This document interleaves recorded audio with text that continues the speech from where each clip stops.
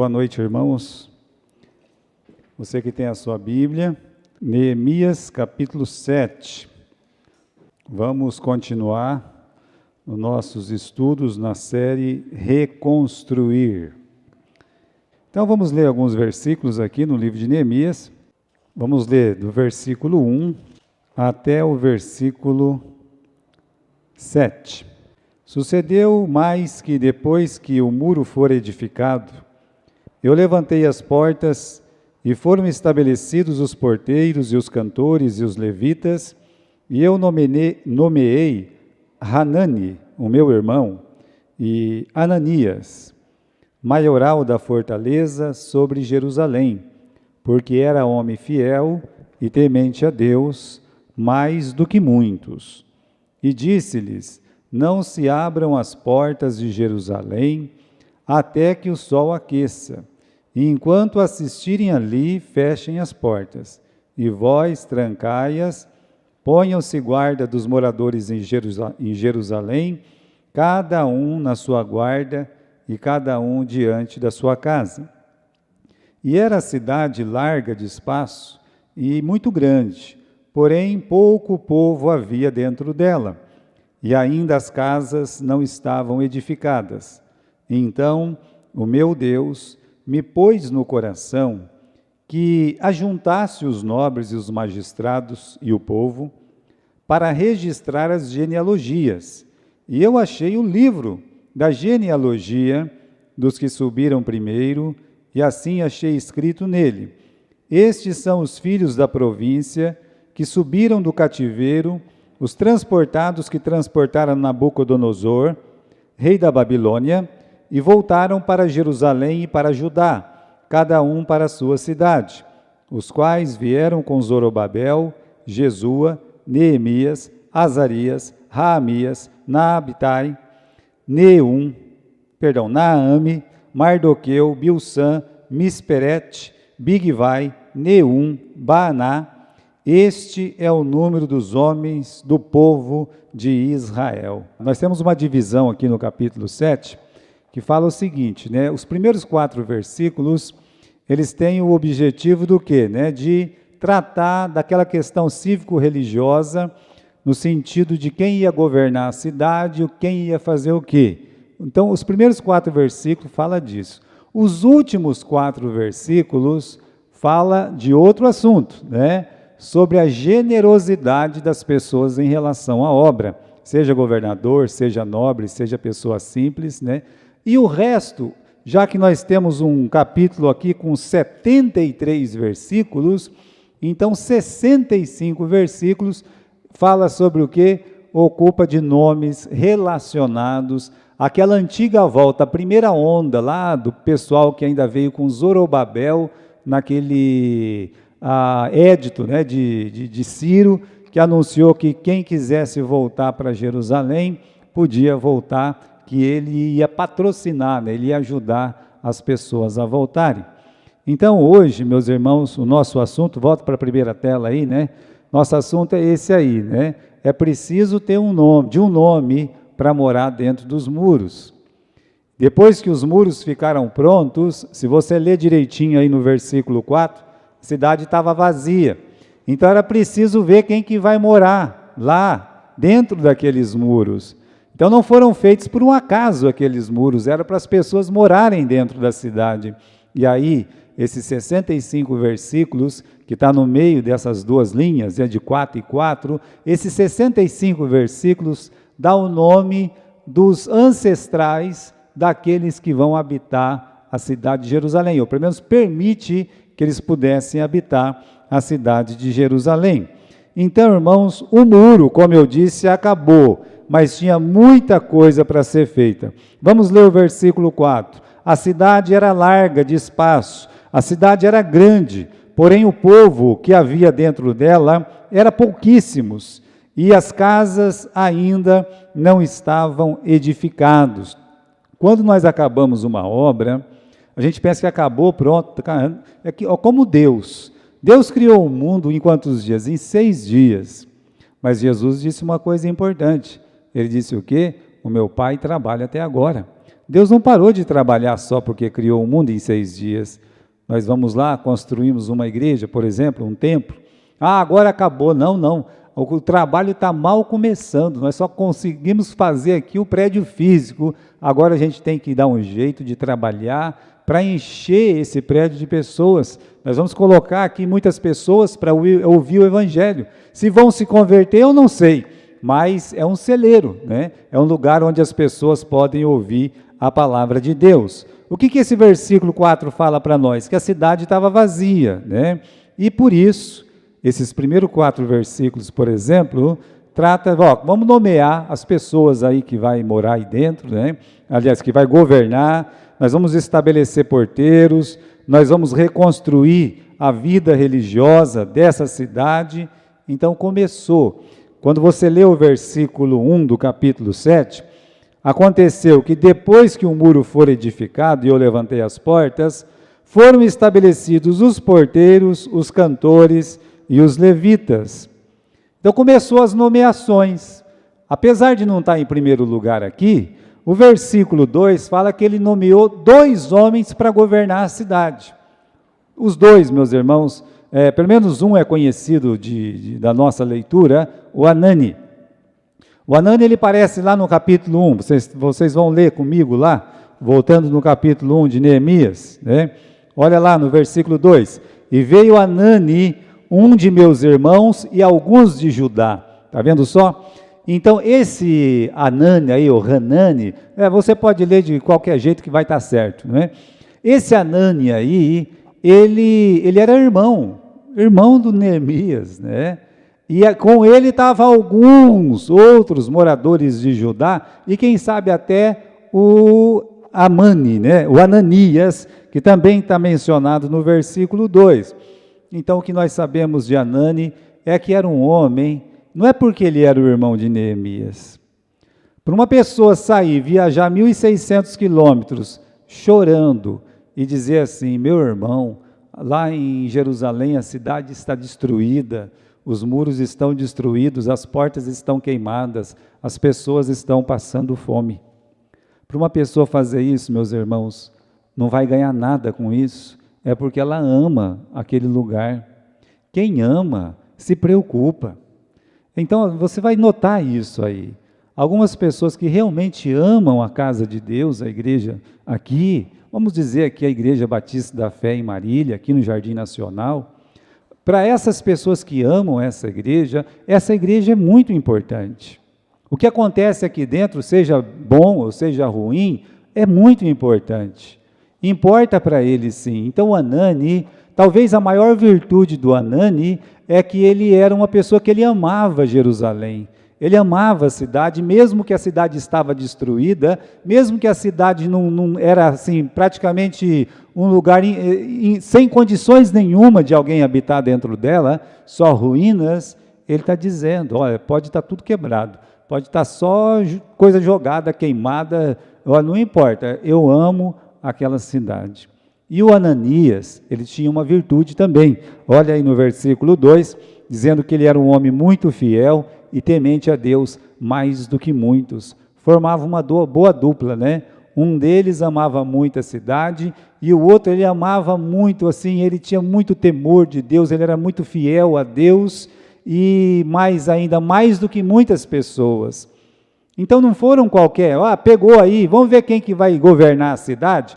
Vamos chamar a pessoa mais rica, vamos chamar a pessoa mais importante, vamos ver aqui, né? Não. O projeto de escolha foi justamente pessoas que amavam mais aquele lugar, pessoas que amavam mais a Deus. Esse foi o critério.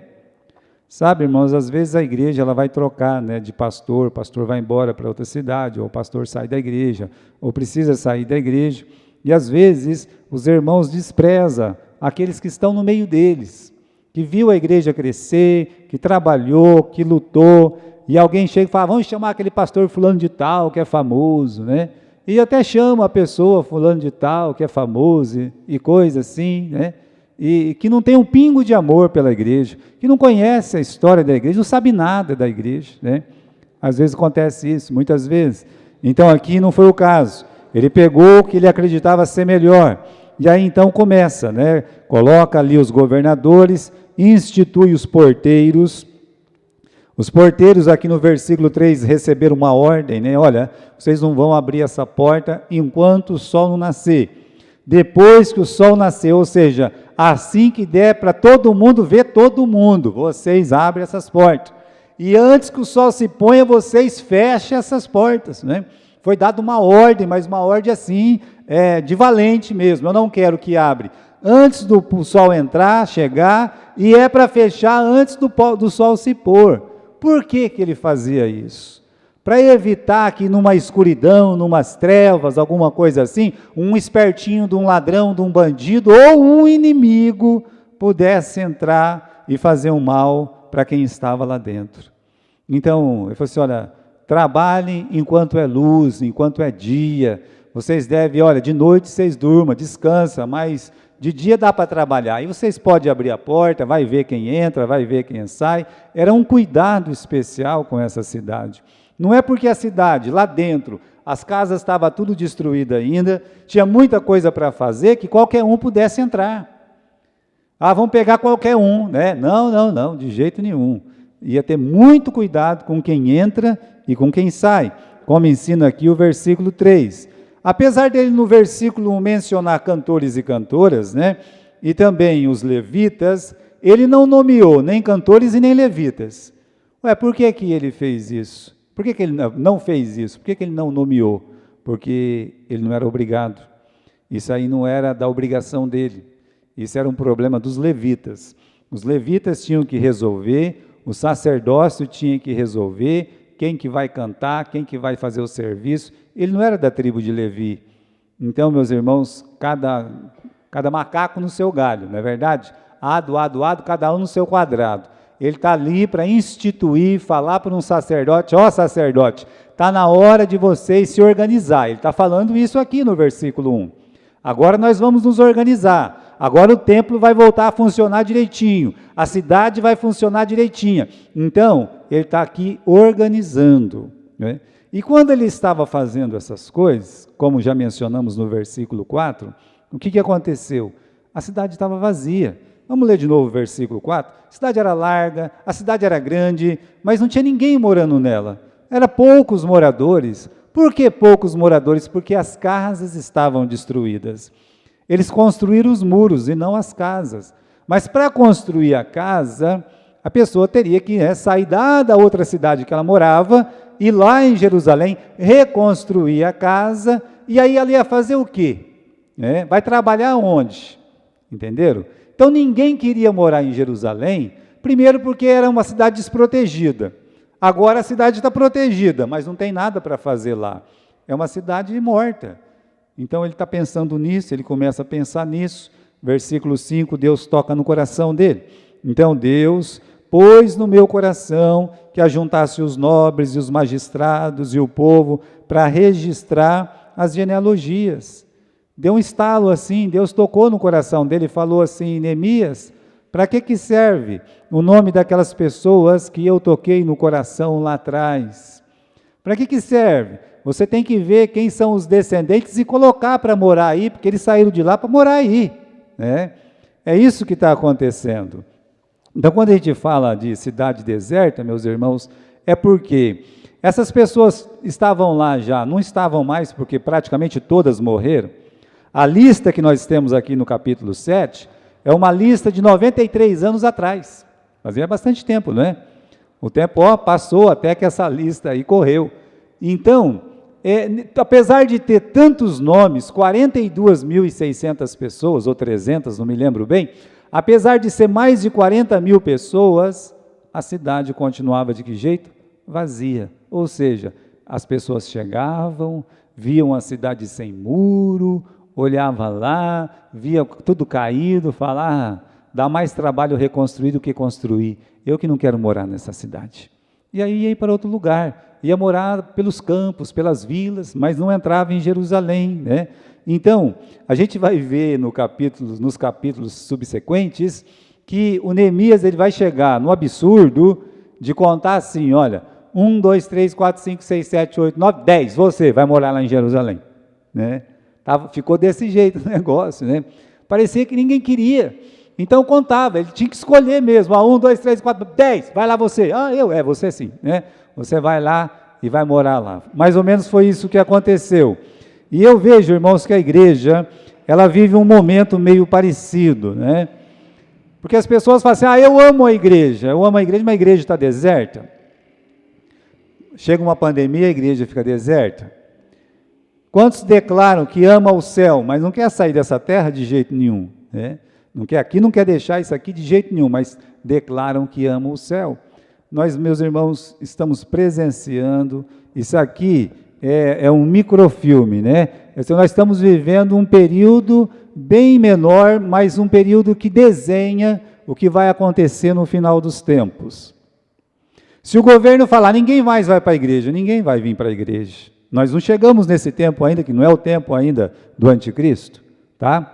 Mas, se ele decidir, as pessoas de bom grado, não, realmente, para que nós vamos na igreja? Correto? Então, eu digo uma coisa para vocês, eu digo mesmo, quando disseram para João, e quando disseram para Pedro, olha, vocês não falem mais nesse nome, o que aconteceu? Eles disseram, mais importa obedecer a Deus do que aos homens. Então, irmãos, existem algumas coisas que o governo, ele pode mandar em nós, e outras não. A tua fé, o teu coração dado para Jesus, o Estado não é dono do teu coração. Por conta disso que muitos irmãos nossos morrem lá na China. Eu estava vendo uma notícia, né, que de 2020 para 2019, o número de cristãos mortos no mundo dobrou, sabe? Morreu um tanto em 2019, morreu o dobro em 2020. Agora eu quero que vocês lembrem o seguinte, que 2020 é o ano da pandemia, não era para morrer ninguém, correto? Era para morrer menos gente, pelo contrário, é o dobro, nunca se morreu tanto cristão que nem morreu no passado, mas você não vai ver a Rede Globo dizendo isso. Se matar um hindu, budista, muçulmano, qualquer lugar do mundo é noticiado lá. Mas os cristãos morrendo o tempo todo, ninguém nem abre a boca. E é o que mais morreu, tá?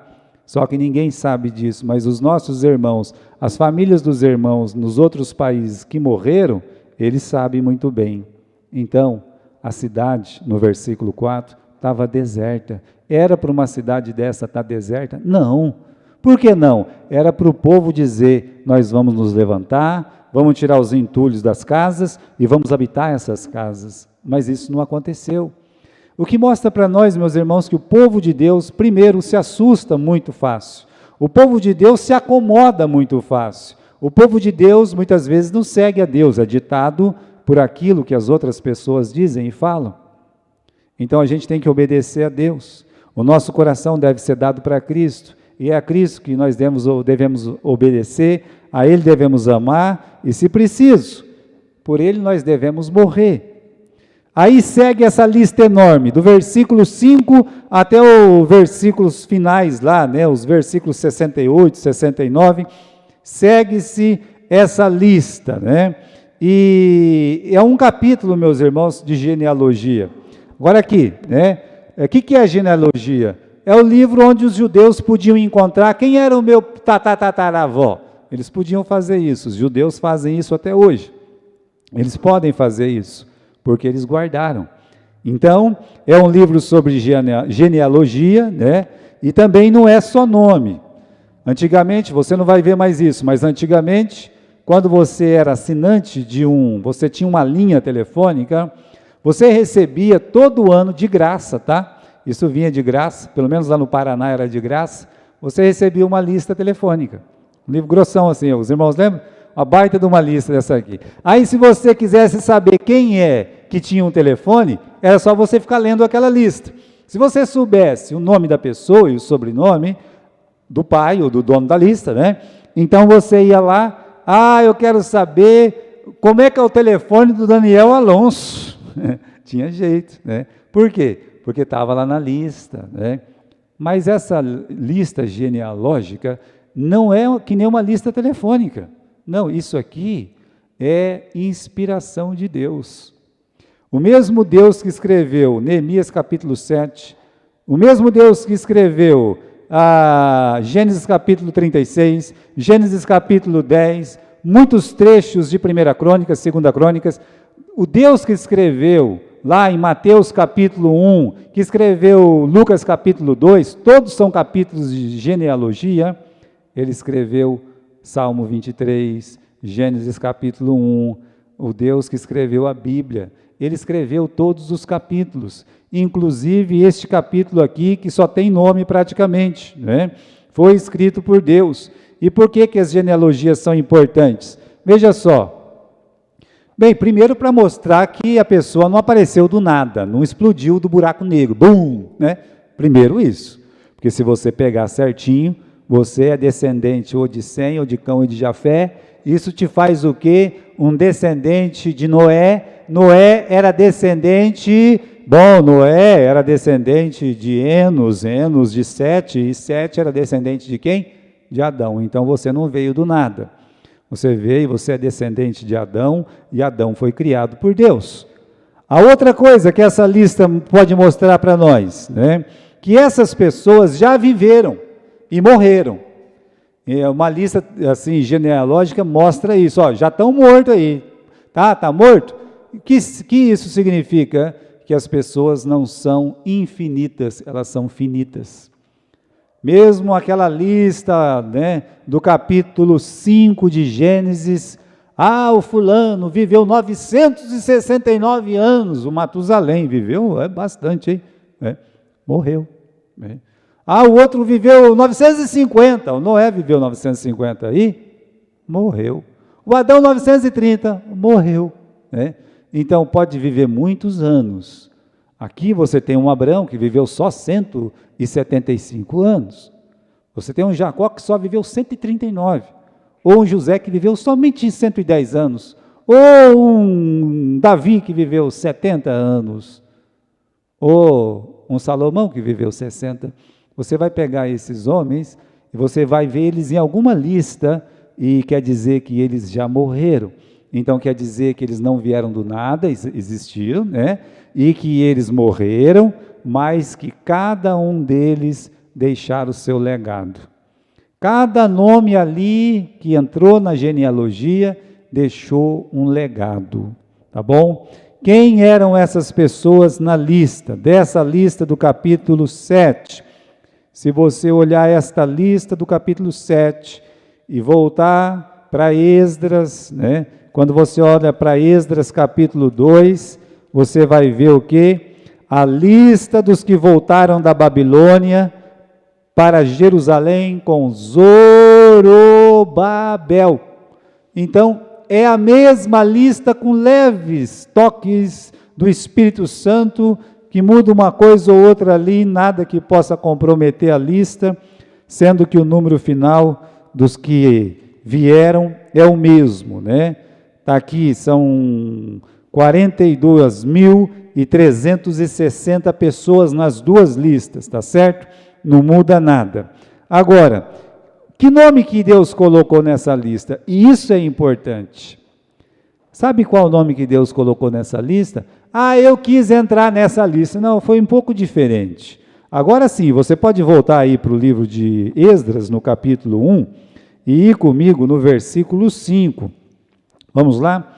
Todo aquele que ficar em alguns lugares que andar peregrinando, os homens do seu lugar, eu estou lendo o versículo 4, né? É o versículo 5. Versículo 5 diz assim: então se levantaram os chefes dos pais de Judá e Benjamim, e os sacerdotes e levitas, com todos aqueles cujo o Espírito de Deus despertou para subirem e edificar a casa do Senhor que está em Jerusalém.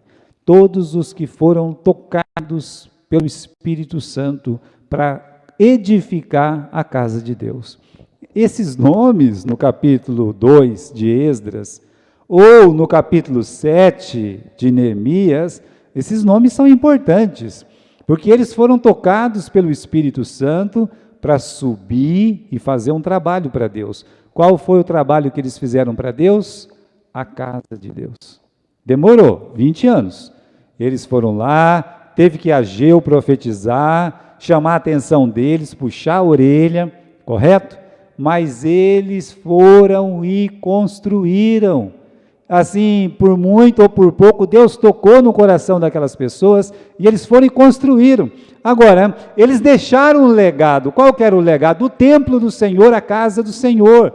E eles receberam uma bênção. Qual bênção? Que os filhos deles habitariam aquela casa, habitariam ali aquela cidade de Jerusalém, porque o capítulo 7 tem esse objetivo, para ver quem é e quem não é judeu, quem é e quem não é israelita, se subiu ou não subiu da Babilônia, né, até Jerusalém. Então é uma lista muito importante. Eles deixaram um legado de coragem. Por quê? Porque eles deixaram a Babilônia, deixaram o conforto da Babilônia e foram morar num lugar desabitado, de lobos e chacais. Eles mostraram que amavam mais Israel do que a Babilônia. E a Babilônia simboliza o mundo. Então, irmãos, quando aqueles pais, depois que o Ciro deu a ordem, pode voltar quem quiser, a maioria não voltou. Mas 42.360 pessoas disseram, nós vamos.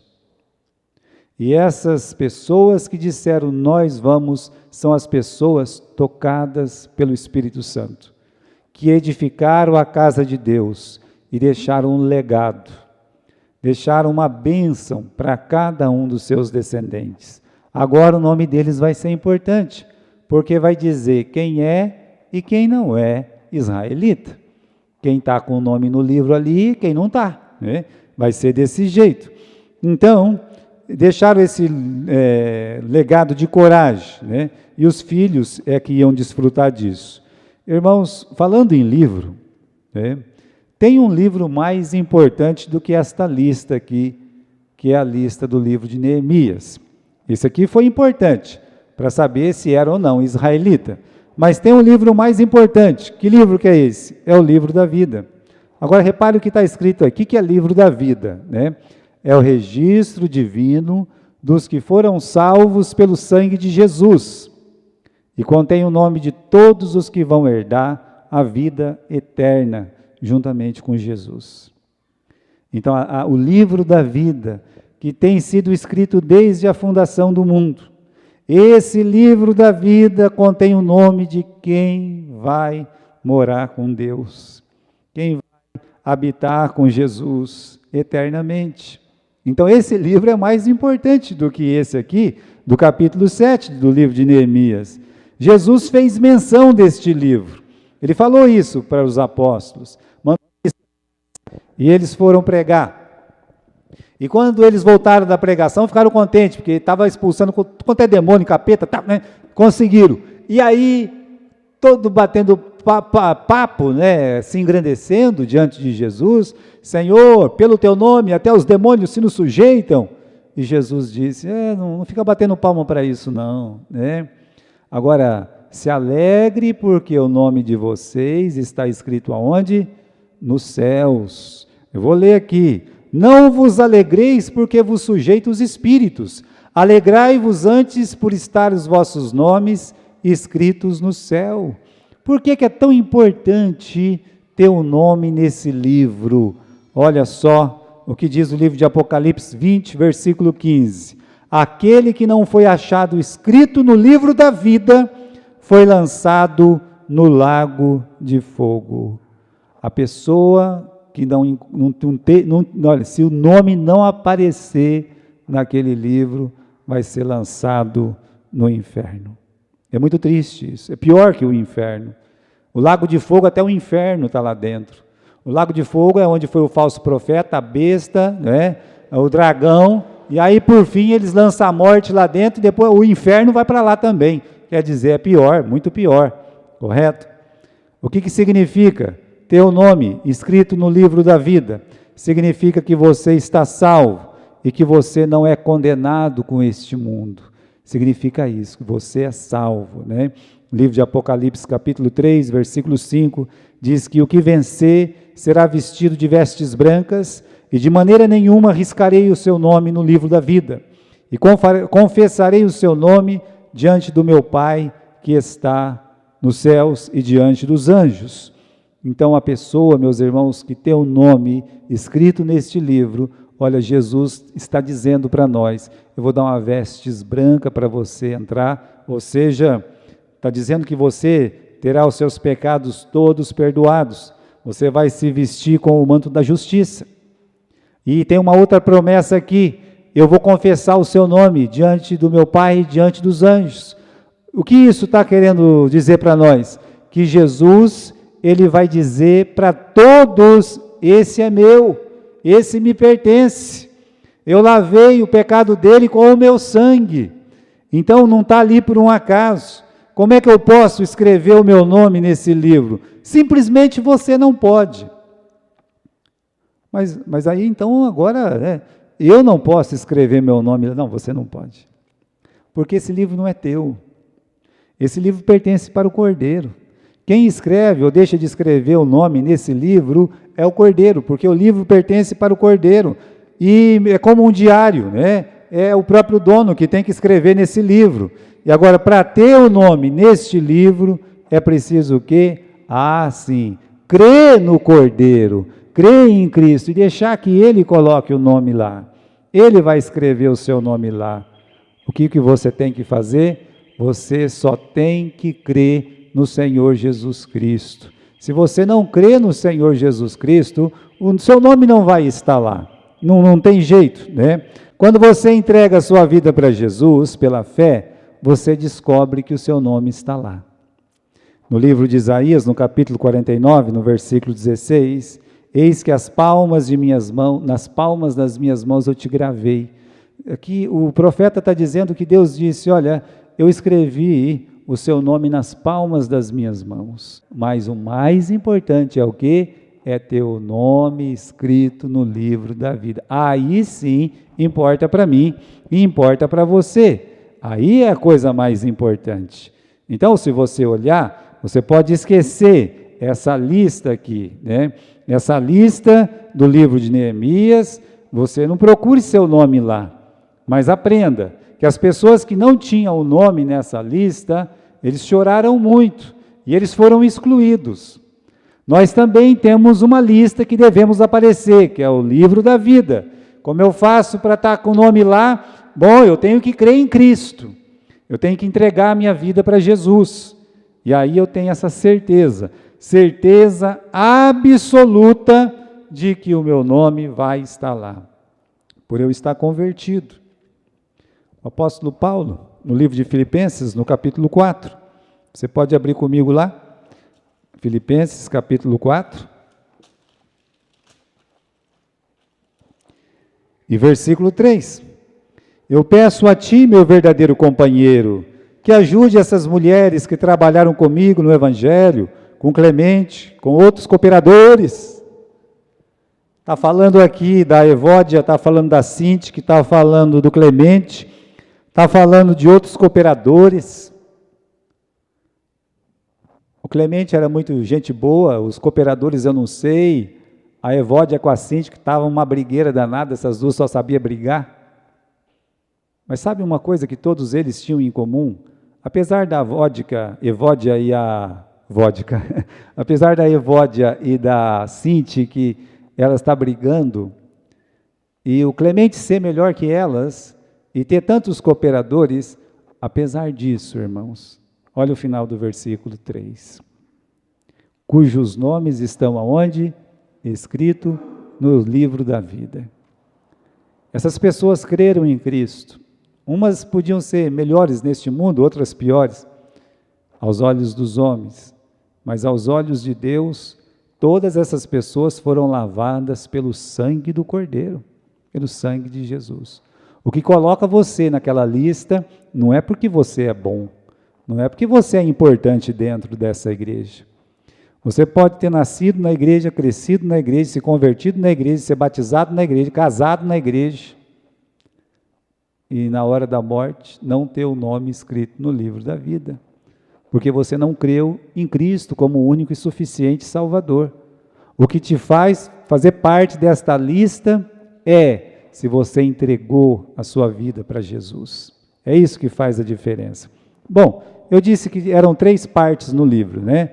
a organização cívico-religiosa, até o versículo 4. Do versículo 5 até o versículo 69, nós temos a lista, né? A lista do Neemias aí, que na verdade não é de Neemias, é de Zorobabel. E nesses últimos 4 versículos, para a gente terminar, o que nós temos? A generosidade dos israelitas no tempo de Neemias. Vamos então voltar lá para Neemias. Deu uma cortada aí, Felipe? Então o pessoal aí que ficou pelo meio do caminho, se voltou, tá bom, né? Deu uma cortada aqui, acabou a luz, acabou a força, tá bom? E nos últimos versículos diz assim, versículo 70. Uma parte dos cabeças dos pais deram para a obra, o Tirsata deu para o tesouro em ouro 1000 dáricos, 50 bacias e 530 vestes sacerdotais. Alguns mais dos cabeças dos pais deram para o tesouro da obra, em ouro, 20.000 dáricos, e em prata, 2.200 arratéis. E o que deu do resto do povo foi em ouro 20.000 dáricos, e em prata 2.000 arratéis, e 67 vestes. O que isso quer dizer? Que a contribuição para a obra não era uma coisa para um e não era para outro. Não. A contribuição para a obra era um serviço de todos os israelitas. É claro que o Tirsata aqui, o governador, sozinho, está dizendo que ele deu 1000 dáricos. Está dizendo que juntou todos os cabeças, todos os nobres, havia muitos nobres, cada lista daquelas que a gente leu no capítulo 3, eram listas de nobres importantes. Então, quando ajuntou todos esses homens importantes, a palavra de Deus diz que eles deram 20.000 dáricos, 20 vezes mais do que o governador. Mas o governador era uma pessoa só, enquanto que aqueles nobres, cabeças de família, eram muitos. Então, juntou todos eles e deram mais do que o governador. Agora, para nossa surpresa, dá uma olhada aí no versículo 72. E a gentalha, A gentalha também contribuiu? Olha só, Lá está. Olha nós aqui, Então, o resto, do povo, em ouro deu 20.000 dáricos, deu o mesmo tanto que os grandes. E o que mais impressiona é que eles deram mais do que os grandes. Eles perderam nos arratéis, mas depois eles deram 600 vestes sacerdotais. É como se eles dissessem assim, além de nós dar o dinheiro para a obra, nós vamos vestir cada um desses sacerdotes aí. Colocaram a mulherada na máquina de costura, começaram a fazer roupa para sacerdote que não acabava mais, e aí, meus irmãos, eram vestes caras, caríssimas, mostrando para nós que aquele povo pequeno, pobre, humilde, aquele povo que no capítulo 5 está reclamando que até os filhos são escravos, aquele povo que a palavra de Deus diz que no começo não tinha nem o que comer, é o que a palavra de Deus diz, em 52 dias a vida deles mudaram, e aquela reviravolta que Neemias, ele contribui, e os outros também contribuem, todo mundo tem uma vida um pouco melhor. Agora eles mostram que eles podem contribuir, a vida deles está melhor. Eu acho muito bonita essa passagem, porque fala da generosidade dos israelitas, Então, todos contribuíram, E no ajuntamento de forças, as pessoas mais humildes, eles conseguiram dar mais, até mais do que os nobres. E assim vai funcionar sempre. Sempre vai ser assim. Em Galha, por muito tempo, a nossa igreja lá, era sustentada por 4, 5 viúvas, e mais a mãe da Valéria. E mais um agricultorzinho, pobrezito de dar dó, que é o irmão Alcides. Vai entender uma coisa dessa, entende? Sabe o que é isso aí? É que o povo, o que acontece? Se torna o suficiente para a obra dele.